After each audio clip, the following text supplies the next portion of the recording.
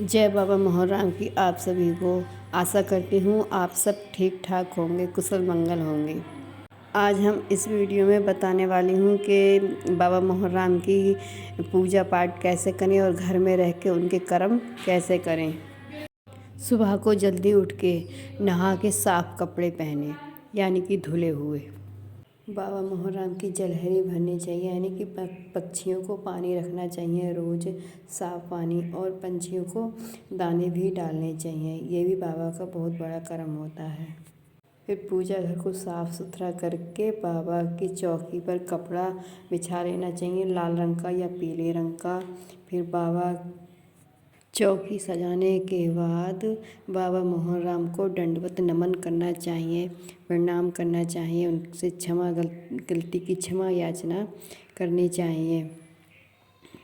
देसी घी का दीपक जलाएं, धूप बत्ती जलाएं और बाबा मोहन का चालीसा पढ़ें। चालीसा पढ़ने के बाद में फिर बाबा मोहन की आरती करें। आरती के बाद में फिर दंडवत नमन करना चाहिए, उनसे माफ़ी मांगनी चाहिए। और हाँ, पूरे दिन, जिस दिन व्रत हो आपका दौज का, तो उस दिन पूरे दिन जय बाबा मोहन की, जय बाबा मोहन की करके मन ही मन जाप करते रहना चाहिए।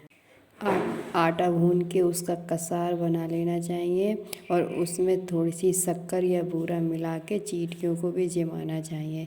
ये भी बहुत बड़ा कर्म है बाबा के लिए। फिर शाम को 2 लोई मार के आटे की गाय को भी खिला देनी चाहिए। मानते हैं कि गाय में सभी देवी देवताओं का वास होता है, तो इसलिए गाय को 2 लोई मार कर ज़रूर खिलाएं। फिर शाम को पूजा पाठ तो आप करते ही हो, शाम को बाबा मोहन का जोत जगाते भी होंगे, और व्रत खोलने के लिए उसमें पूड़ी और हलवे का प्रसाद बनता है। बाबा मोहन के व्रत में नमक का खाना नहीं खाना चाहिए। बाबा मोहन के व्रत में मीठा या फीका ही खाना चाहिए। वैसे तो आप खीर पूड़ी का ही भोग लगाएं तो ठीक है, ना तो फीका या मीठा ही भोग लगाएं। नमक का व्रत वाले दिन नमक का भोग नहीं लगाना चाहिए।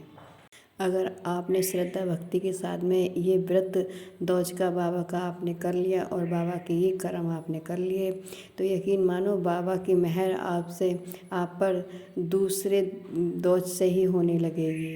बाबा की कृपा आप पर बनी रहेगी। वैसे तो हम व्रत कोई भी दौज से शुरू कर सकते हैं, लेकिन बाबा की दौज का व्रत जो रखना चाहिए वो बड़ी दौज से ही रखना चाहिए।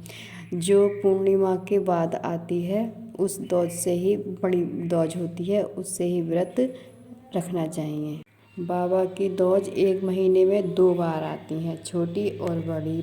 जो छोटी दौज आती है वो आती है अमावस्या से 3 दिन बाद को मनाई जाती है, और जब पूर्णिमा होती है तो उससे 1 दिन छोड़ के तीसरे दिन मनाई जाती है। ये दौज, छोटी बड़ी दौज पर ही व्रत किए जाते हैं बाबा मोहन के। पर आप जब भी व्रत शुरू करें तो आप बड़ी दौज से ही करें, जो पूर्णिमा के बाद आती है, तो उस दौज से व्रत रखना ज़्यादा शुभ माना जाता है।